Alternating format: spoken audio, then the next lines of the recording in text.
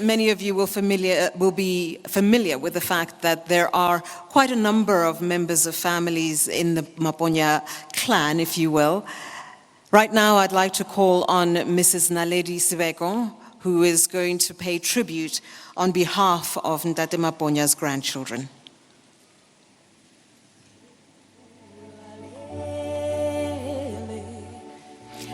You see what I mean? Hello, Gwengu, yes, Pesugwentaba, Pansi Guamafu, Ebukosi, Inni Akenipeke, Si Salinte.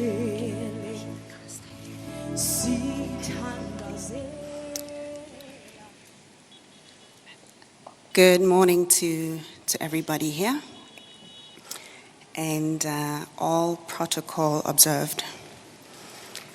It is amazing to see so many people here today to come and celebrate the life well lived of my grandfather, Richard Maponya.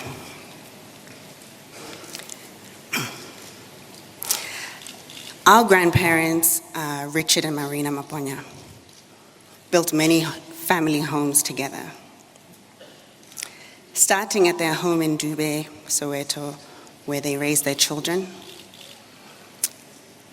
The values under which this home was built have been kept throughout Grandpa's last home in Hyde Park.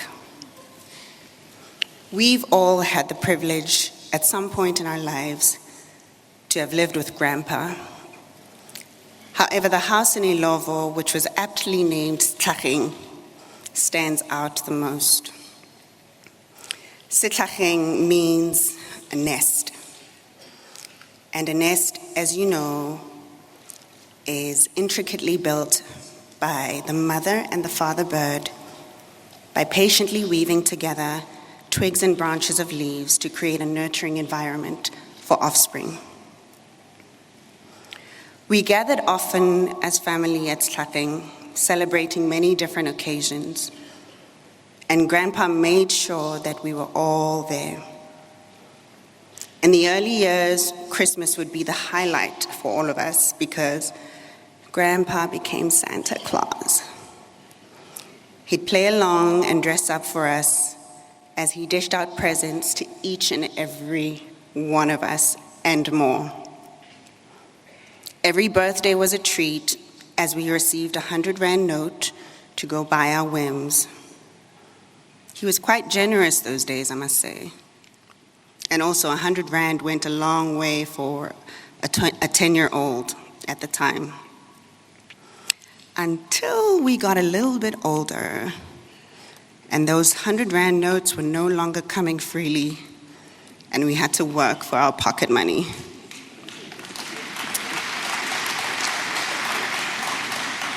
Yep, we quickly became Grandpa's young workforce.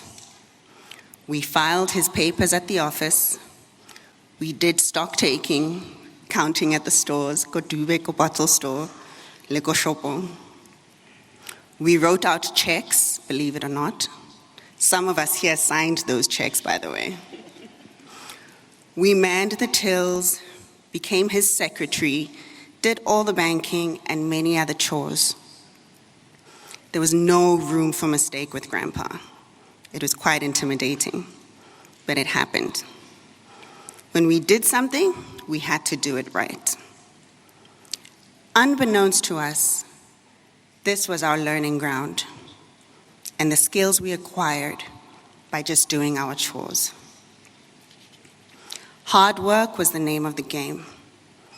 And we would see it with our own eyes when Grandpa would be up in his office long, long after bedtime. Grandpa was fiercely protective of us, although it showed in ways that we didn't quite understand, and it was kind of strange a little bit. He would do a head count, of everyone before finally going to bed late at night, and making sure that the doors were locked and everything. He did not understand the concept of a sleepover with friends. To him, that was foreign. So I think a few of my cousins would attest to sleepovers being in Edward's room back at the quarters. So sleepovers barely happened. He would listen in on our phone calls, by the way. And that's when we got the chance to steal the phone. He would print us articles, fold them up nicely, and wrap them up in an envelope and give us individually. And these articles were about young people being abducted, and sadly how HIV/AIDS was prevalent amongst young people at the time. We would each get an envelope thinking we have a little cash surprise in there. And we'd find these articles, and he'd make us read them out loud. And I think for him, this was a way of, teaching us the best way he knew how, considering our generational age difference. His sweet side showed in many different ways too. For one, his love for chocolate became our love for chocolate.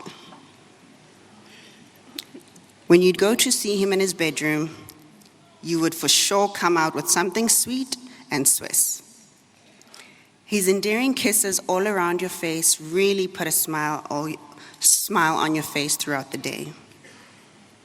He was present and gave you his full attention when you needed his counsel.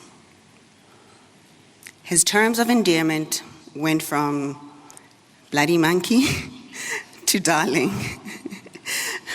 But when I think of it now today, the boys were the bloody monkeys and we were the darlings.